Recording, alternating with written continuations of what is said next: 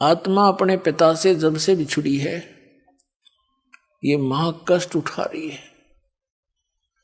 अभी पुण्यात्माओं, आप इस ज्ञान से पूर्ण रूप से परिचित नहीं हुए हो, जिसमें आपकी बुद्धि इतनी मैच्योर हो जाएगी कि आप प्रत्येक संकेत को समझने लग जाओगे, तब आप परमात्मा को अच्छी तरह जान जाओगे।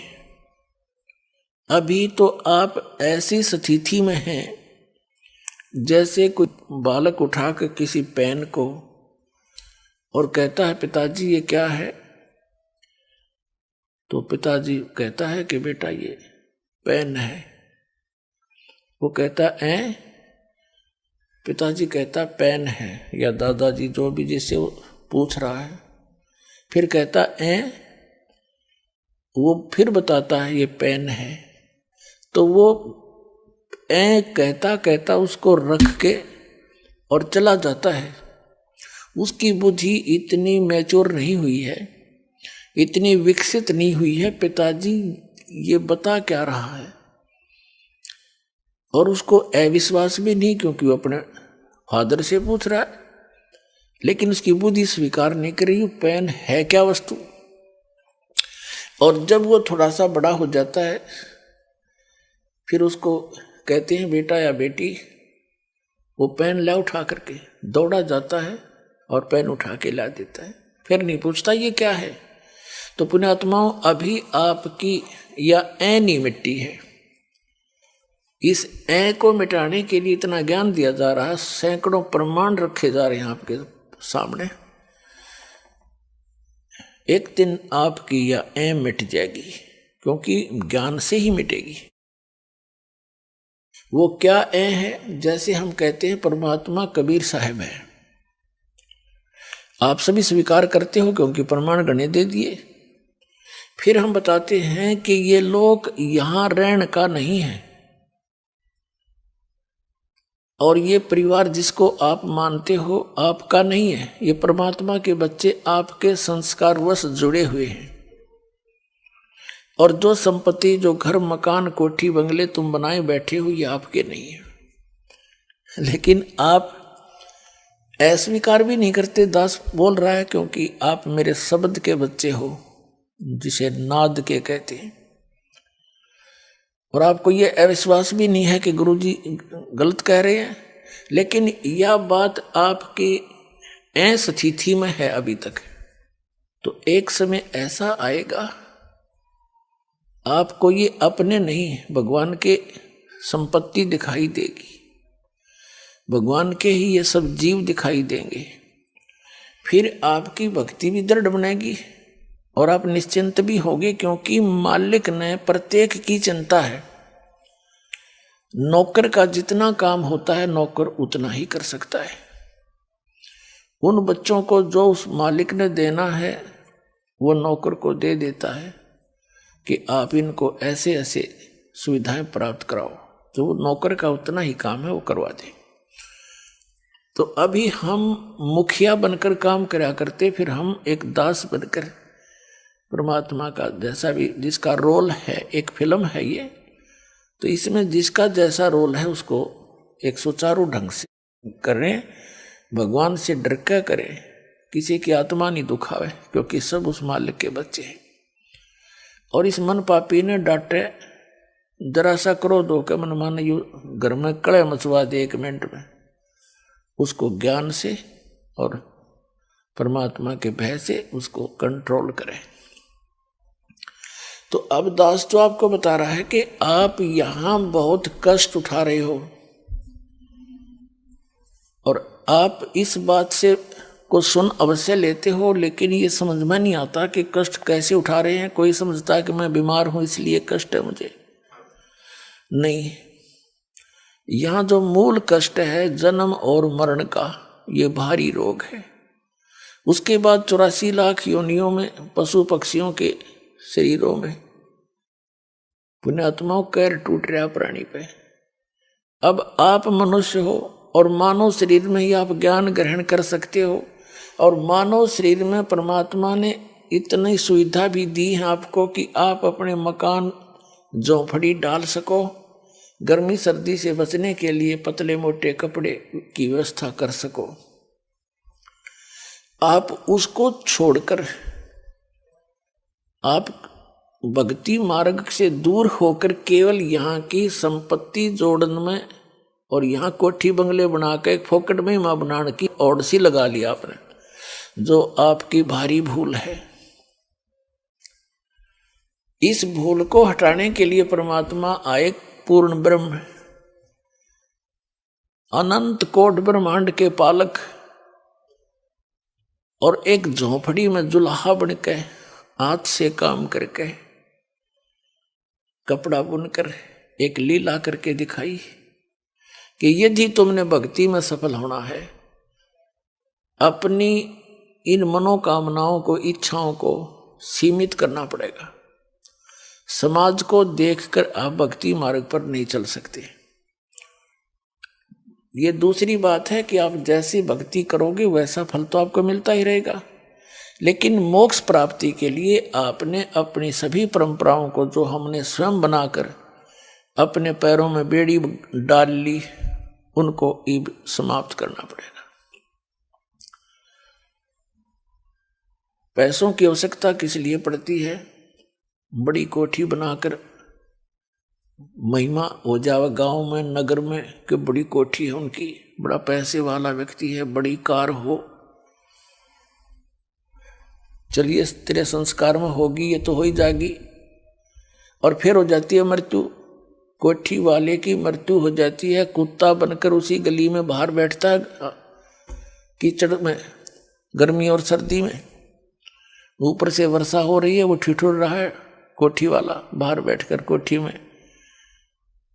कोई अन्य ही प्राणी जो परमात्मा के बच्चे हैं वो भी निवास कर रहे हैं। कुछ दिनों में उनकी भी टिकट कटेगी, वो भी बाहर बैठेंगे गली में जो भक्ति नहीं करते। तो ये जो दुर्गति और भविष्य में होने वाले कष्ट आपका हरदम चित्त में रहने लग जाएंगे, फिर आप भक्ति कर सकते हो। ये जो दास आपको बता रहा है, क्योंकि सत्संग जो है एक ऐसा सामूहिक शिक्षा स्थल है जिसमें पहली कक्षा के बच्चों के लिए भी कुछ ज्ञान बताया जाता है, दूसरी के भी, तीसरी के भी, मैट्रिक वालों को, 10वीं कक्षा वालों को, बीए वालों को, एमए वालों को, यानी अंतिम पढ़ाई वालों को भी हिंट दिए जाते हैं। सामूहिक सत्संग के अंदर सबको ज्ञान दिया जाता है और आपको बताया जा रहा है कि आप यहाँ के वासी नहीं हो, आप सतलोक में रहा करते थे और वहां आपकी मृत्यु नहीं होती थी, वृद्धावस्था नहीं थी, कोई रोग शरीर में नहीं था। आज कोई वृद्धावस्था नहीं चाहता और सबकी होगी, पहले मर गया वो दूसरी बात है, और फिर बुढ़ापा भी, वृद्धावस्था भी होगी और मृत्यु भी डेफिनेट, और हम फिर भी आंख नीचे बैठे यहाँ पर। तो अभी तक तो हमें इसका विकल्प नहीं था, अब परमात्मा ने विकल्प बता दिया कि जब तक इस शरीर में रहो, वो आपका मकान जो भी सीमित सा बना कर रखो, ज़्यादा बड़े की आवश्यकता नहीं। जैसा भी आपके संस्कार में कोई बड़ा भी बन गया है तो कोई प्रॉब्लम नहीं है। यानी लोग दिखावा होड़ नहीं करे, एक दूसरे ने देख कर रीस नहीं करे इन बकवादों की। कोई विवाह करता है लड़की का, उसमें लोग दिखावा पता नहीं कितना ड्रामा करता है, पैंट बाजे बजवाता, ये बकवाद है सारी। पहले तो हम इनको सीमित करेंगे, फिर भक्ति बनेगी। पुण्यात्माओं, आप जो दास ज्ञान दे रहा है, ये किसी डूम बाट के गीत नहीं, किसी स्वार्थी व्यक्ति के द्वारा कोई नावल की कथा नहीं सुना रखी, खुद भगवान ने आकर के ये आपकी जो समस्याएं हैं ये खुद बताई हैं आकर के, और साथ में इसका समाधान बताया।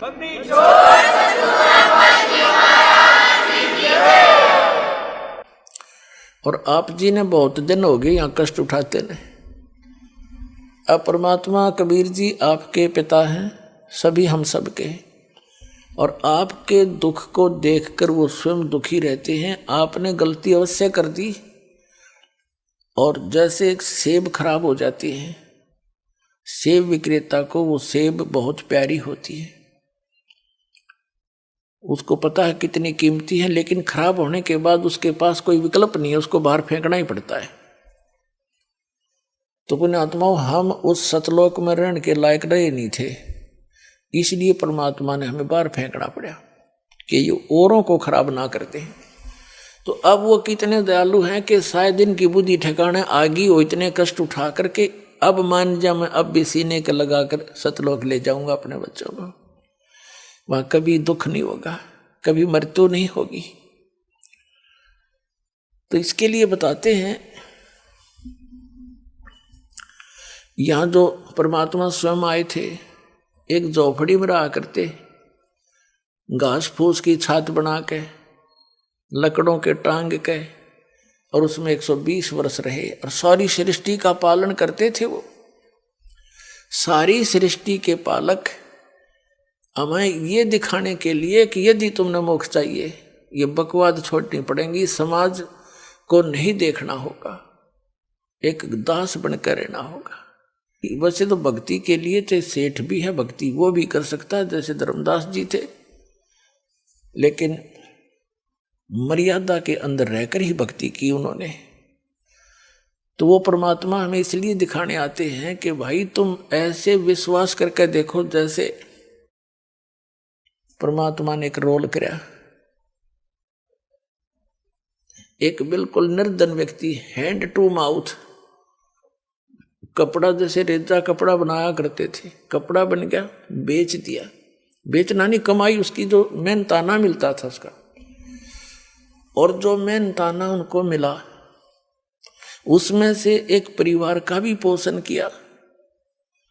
परिवार कैसा था परमात्मा कबीर जी का? उनकी कोई पत्नी नहीं थी, उनके कोई माता पिता नहीं थे, उनके कोई बालक नहीं थे,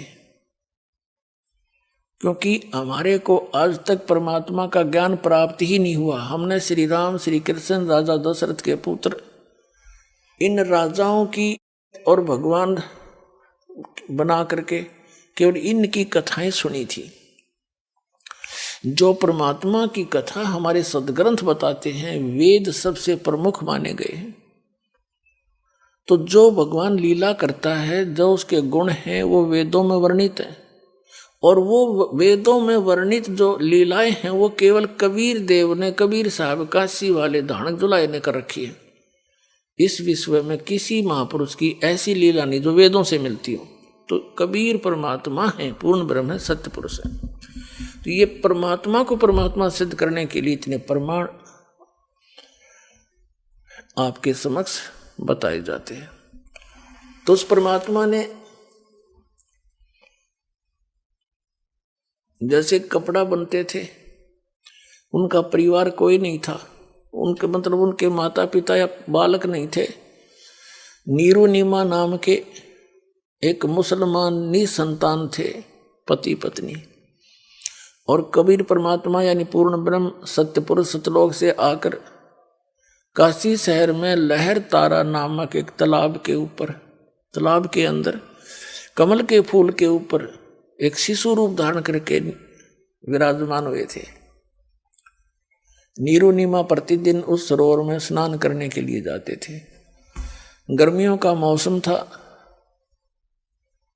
और परमात्मा को सरोवर में कमल के फूल पर पाकर वो फूले नहीं समाई घर ले आई। फिर परमात्मा ने 25 दिन तक कुछ भी आहार नहीं किया, तो दोनों बड़े चिंतित हुए। विशेषकर नीमा बहुत दुखी हुई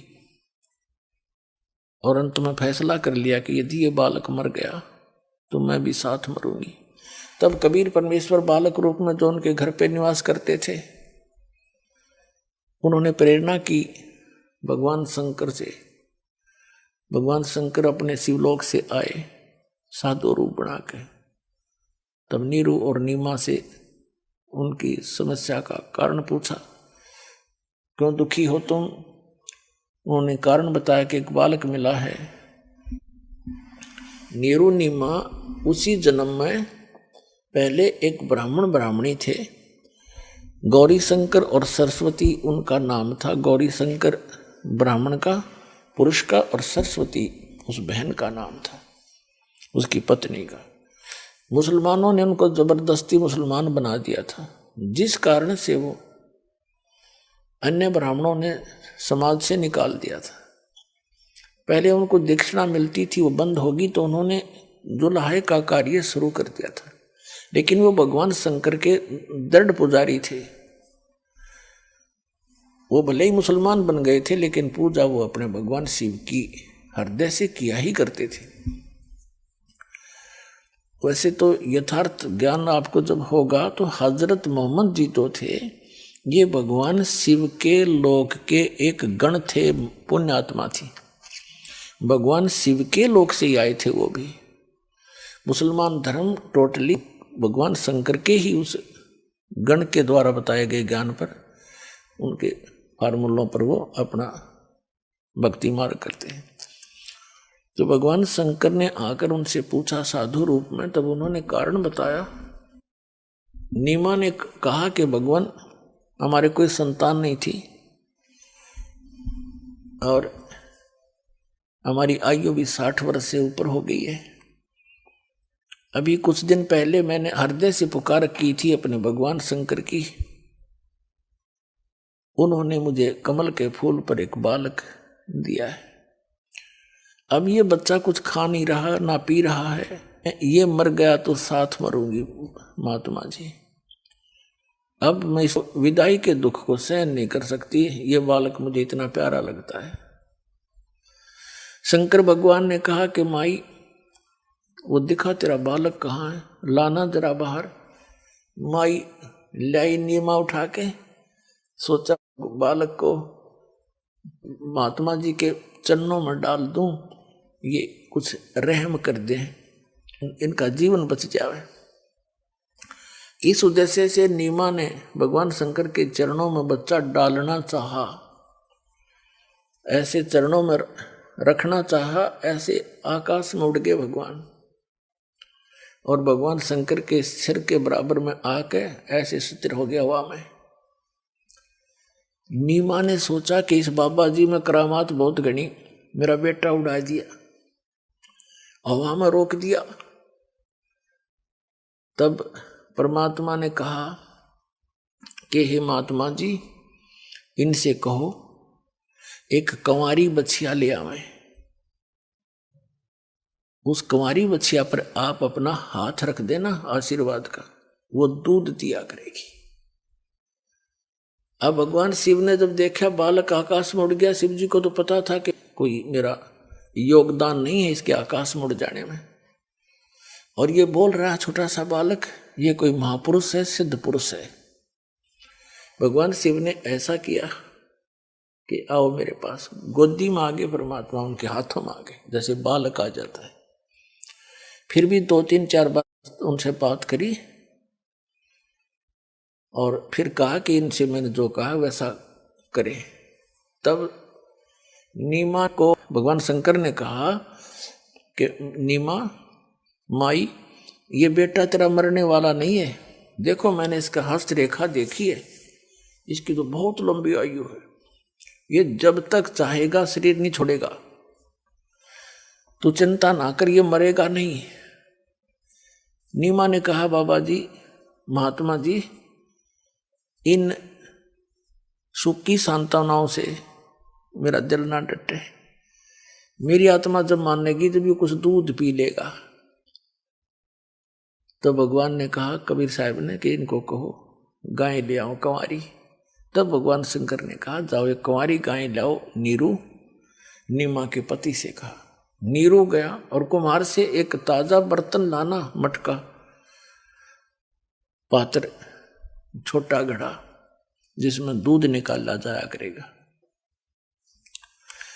अब नीरू गया, एक बछिया ले आया और एक छोटा सा मटका ले आया, छोटा सा, और छोटे छोटे बर्तन जो मुंह लगा के पीते हैं, कप टाइप मिट्टी के बना करते थे पहले, उनको हमारे यहाँ तो कसोरे बोलते हैं, मिट्टी के प्याले, वो भी ले आए। और परमात्मा के आदेश अनुसार भगवान शंकर जी ने उस बच्चिया की कमर पर आशीर्वाद भरा हाथ मार दिया, लंबे लंबे सतन हो गए और दूध की धार चल पड़ी। वो पात्र साफ करके नीचे रख रखा था, वो भर गया। तो उस प्रकार परमात्मा के प्रतिदिन वो ये दूध पान करने लगे। परवरिश की लीला कबीर परमात्मा की बालक रूप में जब आए थे, कंवारी गाय से हुई थी। ये परमात्मा कबीर जी की जीवनी में लिखा है। और उस परमेश्वर कबीर जी ने जो परमात्मा परम अक्षर ब्रह्म सत्य पुरुष अमर पुरुष जो लीला किया करता है, वो लीला कर रखी थी। उसी के अनुसार वो आदरणीय गरीबदास साहिब जी को मिले थे, जैसे कि आपको सत्संग में सुनाया था सुबह। उनको सचखंड लेकर गए थे, फिर उनके अंदर पूरा ज्ञान भर दिया था भूत और भविष्य का। पहले क्या हुआ था, मैंने क्या क्या लीलाएं की थी, मैं कहाँ कहाँ रहा था। जैसे श्री तुलसीदास जी ने लाखों वर्ष पहले की रामायण लिपिबद्ध कर दी अपनी वाणी में, चौपाइयों के माध्यम से, दोहों के माध्यम से, और वो सर्वमान्य है हिंदू समाज में। इसी प्रकार आदरणीय गरीबदास साहिब जी ने उस परम अक्षर ब्रह्म की लीला, कबीर परमेश्वर की लीला, उनके द्वारा प्राप्त दिव्य दृष्टि और दिव्य ज्ञान के आधार से अपनी अमृत वाणी में लिख रखी है, जो एज इट इज सर्वमान्य है। जो परमात्मा ने लीला की थी उनसे भी मिलती है, जो कबीर सागर में लिखी हुई है। और जैसे दिव्य दृष्टि जो होती है, इसकी क्षमता होती है, क्षमता, जैसे दूरबीन होती है, दूरबीन उनकी क्षमता होती है, एक तो 1 किलोमीटर तक का दिखा दे, एक मनमाने आसमान में सैकड़ों किलोमीटर तक या दूर तक का देख सकती है। इसी प्रकार दिव्य दृष्टि और दिव्य ज्ञान की भी अपनी क्षमता हो। तो आदरणीय गरीबदास साहिब जी के पास जो दिव्य ज्ञान और दिव्य दृष्टि थी, वो श्री तुलसीदास जी के दिव्य ज्ञान और दिव्य दृष्टि से कहीं अधिक महत्वपूर्ण और ज्यादा शक्तिशाली थी, अधिक श्रेष्ठ थी। तो आदरणीय गरीबदास साहिब जी ने भी अपनी वाणी में प्रमाण दिया है। तो पुण्यात्माओं, सबसे पहले तो आपको परिचित कराते हैं कि क्या ये लीला कबीर साहब ने की। कंवारी गायों का दूध पिया बचपन में, वो कहाँ प्रमाण है, आपके रूबरू करते हैं पवित्र कबीर सागर के अंदर। पुण्यात्माओं, जब तक आप जी को ये विश्वास दृढ़ नहीं होगा कि हम जिस परमेश्वर की शरण में हैं वो कौन है और कितना लाभ दे सकता है, तो तब तक आप दृढ़ नहीं हो सकते। आपको दृढ़ करने के लिए ये ढेर सारे प्रमाण दिखाए जाएंगे, और इस ज्ञान को समझने के बाद आपकी स्थिति ऐसी हो जाएगी। कबीर साहब ने बताया है कि बंदी छोड़ दयाल जी, ऐसे बोला करोगे तुम, आपकी आत्मा कहा करेगी, बंदी छोड़ दयाल जी तुम तक हमारी दौड़े, जैसे काग जहाज कहा अब सूजत और न ठोरे। जैसे समुद्री जहाज के ऊपर कौवा बैठकर चला जाता था और सामने बैठ जाता, वो खाना खाने के अगे रोटी खाएंगे मुझे भी डाल लेंगे। शाम को वो खाना खाने के समय वो खा रहे होते हैं, वो बैठ जाता ऊपर चला जाता है। रात्रि में 200-300 किलोमीटर, 400-500 किलोमीटर जहाज चला जाता है। और पुराने समय में क्या होता था कि ये दिशा सूचक कई बार जो सही दिशा नहीं बता रहे होते थे, उसका कारण ये होता था कि समुद्र में कई चुंबकीय चट्टानें होती हैं, जिस कारण से वो दिशा सूचक चुंबक डिस्टर्ब हो जाता था। तो जहाज के जो चालक होते थे वो सुबह अपने दिशा सूचक यंत्र को चेक करने के लिए जो कौवा जहाज पर बैठा होता है उसको विवश कर देते थे, डड़े मार मार कर उड़ने के लिए। बहुत पुराने समय की बात है। और कौवे के अंदर एक विशेषता दी है परमात्मा ने कि वो उस दिशा को कभी नहीं भूलता जिस दिशा से वो चला था, पूर्व से चला था या पश्चिम से चला था या दक्षिण से चला था। तो कौवा उड़कर उसी दिशा को बैक होने की चेष्टा करता है जिस दिशा से वो चले थे, एग्जैक्ट। तो उधर से कौवे की दो दिशा देख करके अपनी दिशा को वो चालक अपने यंत्र को चेक कर लेते थे और अपनी दिशा से भी वो कन्फर्म हो जाते थे कि हम सही जा रहे हैं, नहीं तो ठीक कर लेते थे। अब कौवा 150-200 फुट तक दौड़ता है, उड़ जाता है वापस आने के लिए कि वहां से पत्थर उत्थर मार दिए उसके। अब उस जहां देखता वहां जल ही जल है, और जल में जहां बैठे वहीं डूब मरे। चारों तरफ देखकर वो वापस कहीं स्थान उसको बैठने का यानी सपोर्ट नहीं मिलता, सब डूबने का स्थान, मृत्यु का स्थान दिखाई देता है। तो वापस आकर के वो जहाज पर ही शरण लेता है और फिर वो चालक उसको कुछ नहीं कहते। तो जिस प्रकार उस जहाज के कौवे को उस जहाज के अतिरिक्त अपनी जीवन रक्षा का स्थान कहीं नजर नहीं आया और वापस में वो जहाज ही आकर ग्रहण किया, जहाज में बैठा और सारा डूब मरण का था। तो परमात्मा कबीर जी कहते हैं जिस समय आप जी को मेरी पहचान हो जाएगी उस समय आपकी आत्मा ये पुकार करेगी, बंदी छोड़ दयाल जी तुम तक हमारी दौड़े, जैसे काग जहाज का अब सूजत और न ठोरे।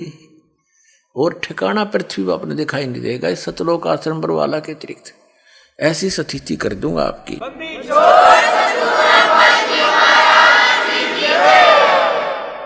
अब आपको प्रमाणित करते हैं कि 600 वर्ष पहले भगवान आए थे, अपने पिता आए थे और हम अपने पिता को पहचान नहीं सके और हम इन काल के अवतारों को अपने मालिक मान के इनके लिपटे रहे। ये आप दुखी, ये आप जन्म मृत्यु के अंदर। तो जब ये स्वयं ही जन्म मृत्यु के अंदर हैं तो हमारी रक्षा क्या करेंगे? तो ये ज्ञान नहीं था हमें, तो ये ज्ञान अब परमात्मा ने कंप्लीट दिया अपने को। अगर आप ये वीडियो YouTube पर देख रहे हैं तो हमारे चैनल को सब्सक्राइब करें और बेल आइकन को दबाना ना भूलें। अगर आप Facebook पर ये वीडियो देख रहे हैं तो हमारे पेज को लाइक करें।